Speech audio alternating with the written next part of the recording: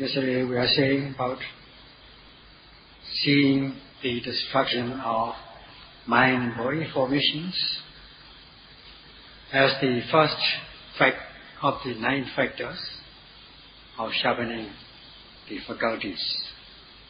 Of course, one will not see the disillusion as soon as one starts to practice. Hence, we have to practice according to the fixed law of insight. That means note every arising object. In this case, in this connection also, there is another niyama, another fixed law, that is concerning the 3 characteristics, namely individual or specific or natural characteristics, sabhava lakkhana. In order to see the individual characteristic of mind body, one has got to note at the very moment. In accordance with the fixed law, only when you are with the moment, you will see sabhava. That is, at the very moment of rising and falling as a main object, sitting, touching, bending, stretching, and so on. The practice is in accordance with the discourse, namely Sautanta, not in accordance with the Dhamma. So one has got to practice by noting at the very moment to see this sabhava, natural characteristics. Only when you see natural characteristics will you see the characteristic of modes, 3 modes. That is, and there is another fixed law. Fixed mode means seeing the 3 modes, namely the beginning, the middle, and the end, or the three times, 3 modes of existence, beginning, middle, and end. If the practice is good, noting is powerful, one will see the middle part of that object as the first, in the first case. As one reaches maturity of the practice, one will come to see the beginning and the middle of the object, and if one continues to practice, as one deepens one's concentration, then one will come to see the end part of that object. In this way, one will come to see the 3 parts of the object, namely the beginning, middle, and the end. Such is seeing sankata lakkhana, the characteristic of modes, from seeing the natural or individual characteristics, sabhava lakkhana. Such is the fixed law of insight. Then again, only when you see the characteristic of modes, the 3 modes, will you see the universal or common characteristics. That is called samanya lakkhana. Especially seeing the end part of the object, the dissolving part of the object, so as to make you understand that these mind and body are not permanent, they are not reliable, they are not dependable, they arise at their will, not at your will. And in this way, one comes to see the universal characteristic of mind-body. Such is cultivating insight knowledge. Once you see samanya lakkhana, universal or common characteristic, you are said to be cultivating insight knowledge. Only when you reach the maturity of insight knowledge will you see nibbana with path and fruition knowledge. Only when you see nibbana, only when you attain path and fruition knowledge, will you see the peace of nibbana. Only when you see the peace of Nibbana will you be free from the states of loss. Such is the cause and condition. So today we are going to talk about how the insight knowledge arises through stages, not jumping in a shortcut manner. One cannot jump to higher status going in a shortcut manner, and one has got to understand it, especially those who are prone to imagination or speculation, that one must first of all make a practice of noting as the objects arise in order to see the natural or individual characteristic in the body. In order to know the natural characteristics, sabhava, which exist in the body, and their conditionality, cause and effect, and the universal characteristics, you got to practice to understand the three characteristics, namely, first of all, sabhava lakkhana. Try and see the natural characteristic in the body. Then the three modes of characteristics, sankara lakkhana, and the universal or common characteristics, samanya lakkhana.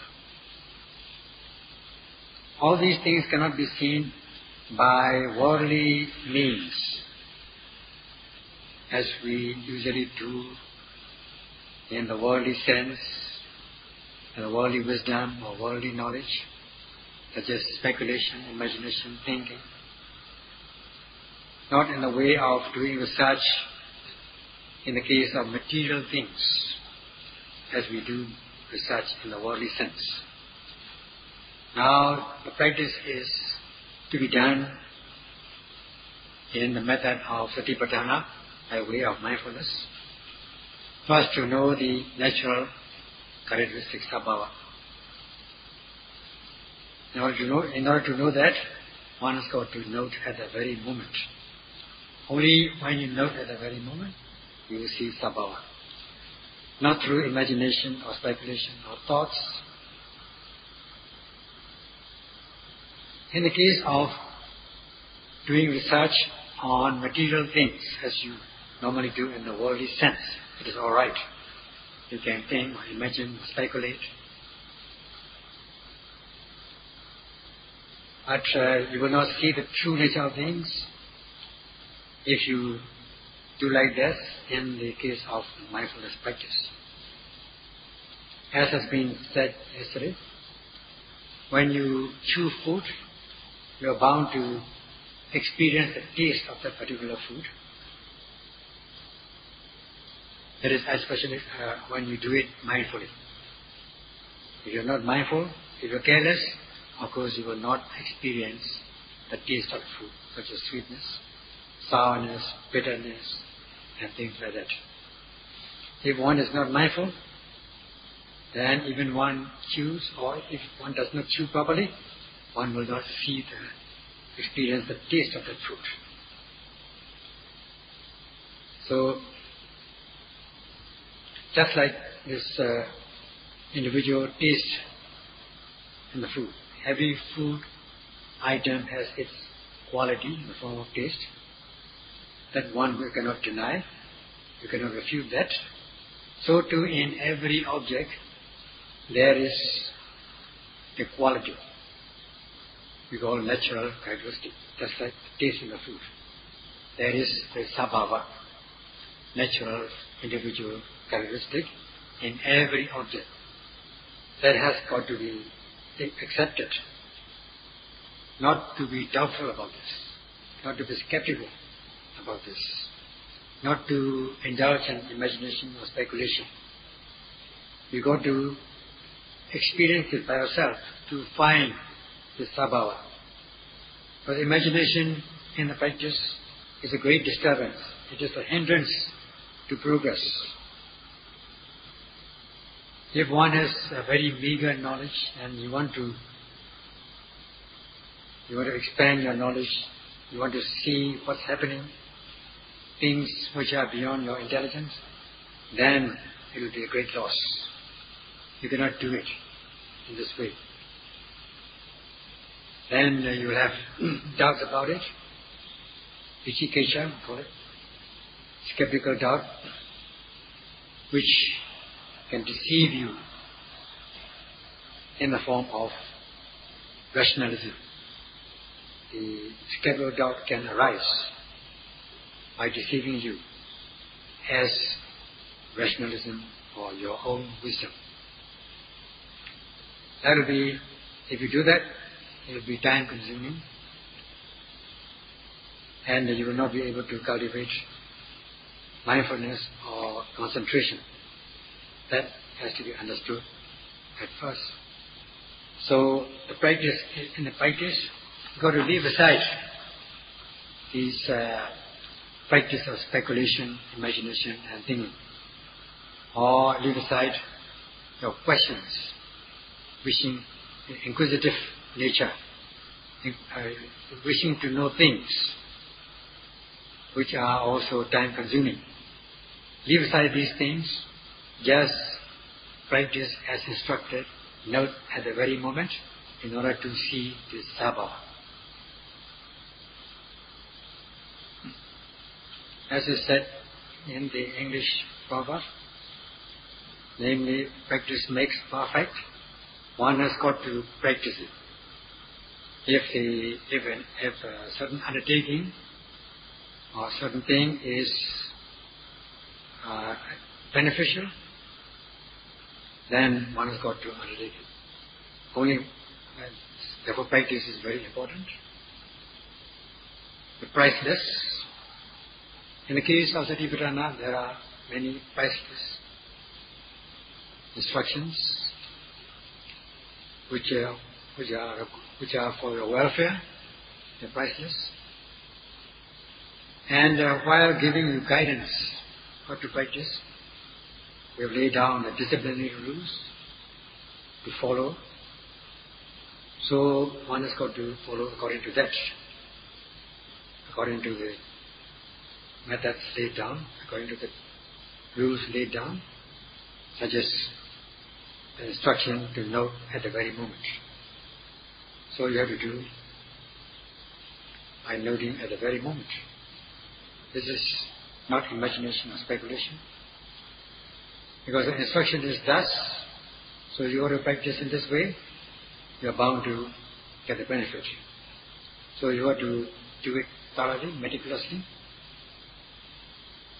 So in spite of instructions to practice in order to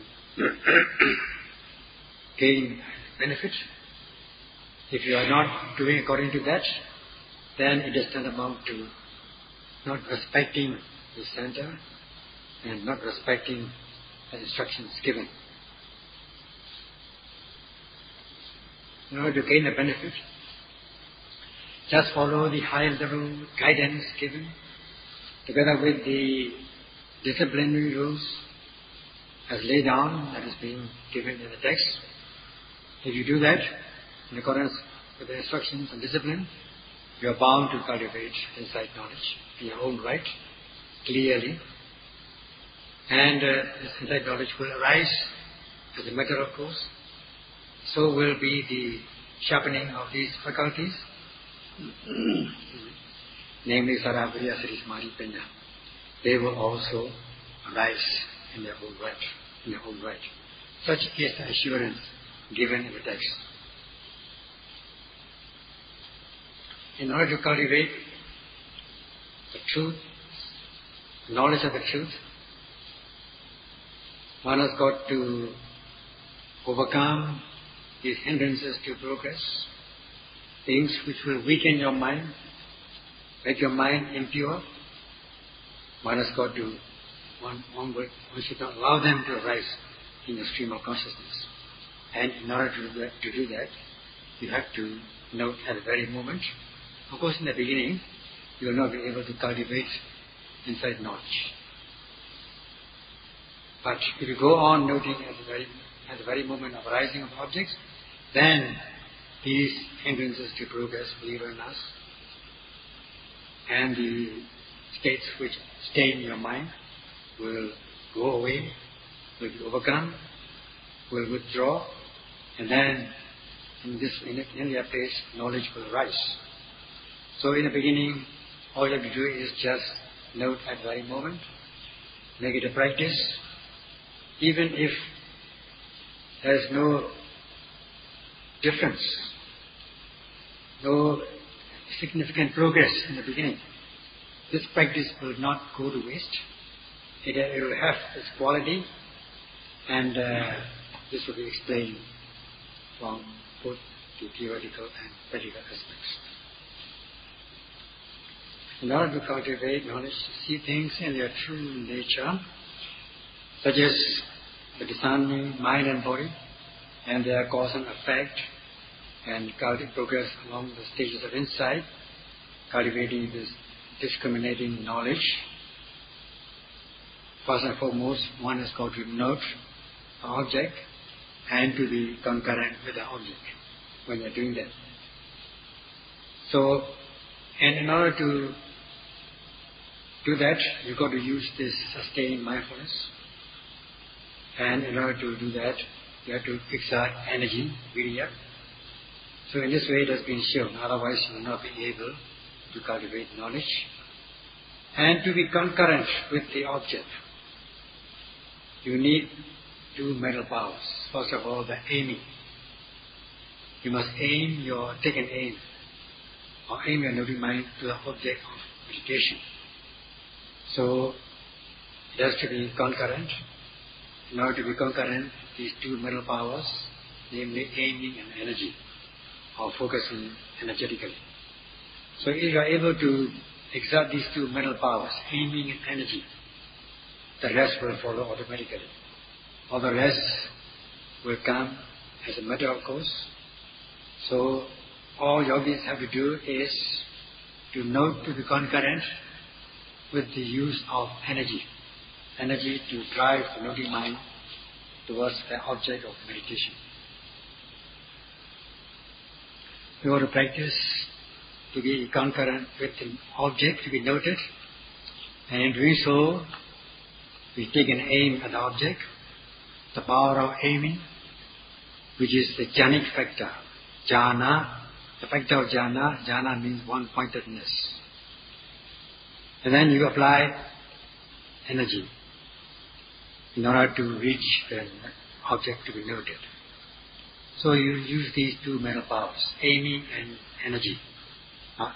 In the case of aiming also, the aiming is also called the jhanic factor. As was said, it is called Vitakka as one of the first of the 5 jhanic factors for the first jhana. So aiming is Vitakka, one of the jhanic factors. As a result of aiming, the noting mind is sustained on the object, as though the noting mind is rubbing the object. First you aim, then you sustain. This sustaining is known as Vicara, and second jhanic factor of jhana, jhanic power. So you have these two things, two jhanic factors. One is Vitakka, aiming, another is Vicara, sustaining. So these are the two ways of effectiveness as a result of aiming your mind and sustaining it on the object of meditation. Now what are the qualities of these jhanic factors? First of all, Vitakka, aiming. Now Vitakka is an antidote to sloth and torpor. This freshens the mind, opens up the mind. When the yogis are practicing in the beginning, they tend to become sleepy, they might doze. So when they aim at noting minds of the object, which is a jhanic factor, Vitakka, this is an antidote to sloth and torpor. So by doing this aiming, by taking an aim at the object, you become awakened, you become fresh, your mind opens up, becomes fresh. Hence, this aiming is opposite to sloth and torpor, or it is an antidote to sloth and torpor.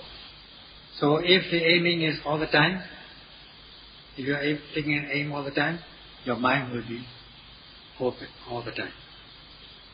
There will be no slackening of energy, no laziness. So, if you aim for one moment, there will be one moment of mind opening up. As a result of aiming, the noting mind is sustained on the object of meditation, as though it is rubbing the object of meditation, so that there will be no such skeptical doubt as to what is it, what is happening, and all this sort of thing. It is an antidote to skeptical doubt, Vitakka, which is another hindrance to progress. So this skeptical doubt will not arise in you by sustaining your noting mind on the object of meditation. Therefore, this second factor, namely Vicara, second factor of jhana, Vicara, is an antidote to skeptical doubt, Vitakka. The closest enemy of the beginning yogis are Tinameda, the sloth and torpor, sleepiness, sluggishness. So it is necessary to overcome that by aiming, taking an aim at the object. By taking an aim at the object, the mind will not become slackened. Slacken means it's withdrawing. When you take an aim, the mind will expand. There will be expansion of your noting mind. You become fresh. So when the noting mind is sustained on the object, there will be no skeptical doubt. So this is an antidote to skeptical doubt. So in 1 minute of aiming and sustaining, you will be overcoming these two hindrances to progress, namely sloth and torpor and skeptical doubt. Such are the benefits of the practice of these two mental powers before you begin to cultivate insight knowledge. Applying these two Chinese practices in every moment of noting, you will have the benefit of being freedom as regards the mind, your mental freedom, Chitta Viveka. As you note, by taking an aim, you'll be free from these unwholesome thoughts, such as thoughts of sensual pleasures, wishing to enjoy seeing good sights, hearing good songs, and so on. And not only that, wishing to enjoy more and more, better and better objects. Those will be overcome. You won't have such thoughts of sensual pleasures. Such is the benefit. There will be no impurities arising in your stream of consciousness. You'll be free from hindrances to progress.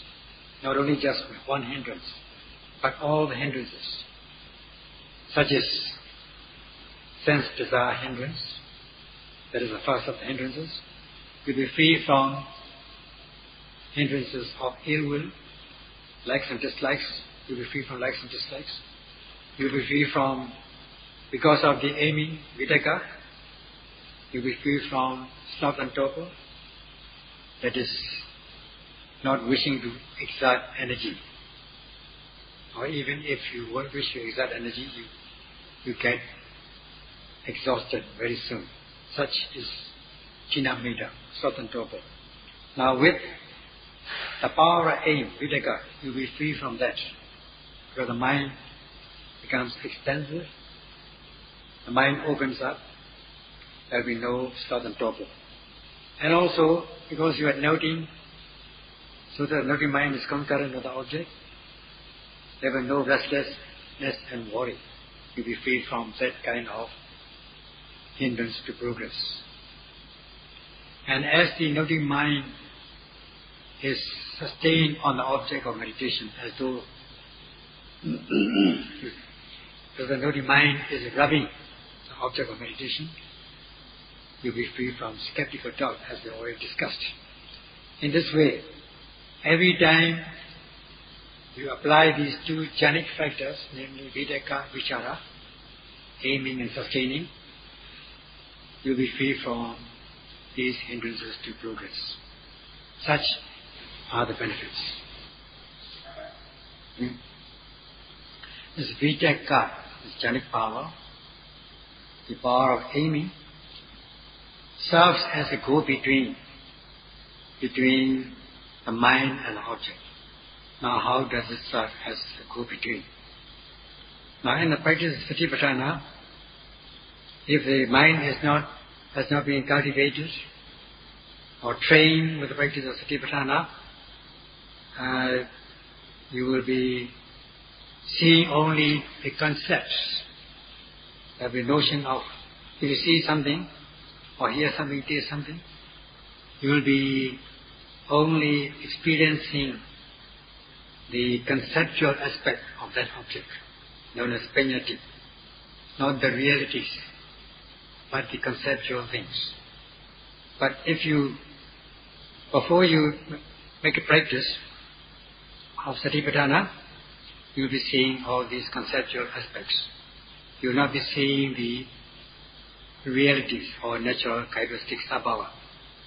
So, in order to become familiar with the object, this Vitakka serves as a go-between between the mind and the object. So as the noting mind notes the object, it makes the mind become familiar with the object. The example, the analogy given here is, if a countryman or countrywoman wants to see the king or some important person or the president, he or she needs somebody by which one can go and see the king or the president. So you need somebody who knows or who is a friend of the king or the president. Otherwise, this countryman, the stranger, cannot just barge in to see the head of the state. So it needs, the countryman or woman needs some go-between in order to see the important person. However, later on, as he or she goes to see this VIP very often, he or she becomes familiar so that he or she will not need this go-between. He or she can go directly. So too with the Vitakka and Vicara, these two jhanic powers. First, the Vitakka, aiming, is necessary in order to aim at the object, as a go-between between the mind and the object, before one becomes really familiar. Then, when the mind is aimed, the noting mind will be sustained later on the object. So, when the mind becomes familiar with the object, then it will not need any go-between, like Vitakka. Vicara will go at once to note the object. That is the analogy given in the text. You don't need Vitakka anymore. You don't have to take the aim anymore. At once, in the course of the practice, as a result of the practice, as a result of the maturity of the practice, the noting mind becomes more and more familiar with the object, so that it can note the object without the help of the power of aiming. So such is the analogy given in the text, in order to become familiar with the object to be noted. So in the analogy, we got to analogize like this. The mind, the noting mind, the mind to be noted is like the king, and the noting mind is that stranger, and the Vitakka, the aiming, is the person, the go-between, the person who is familiar with the king. That's all for today.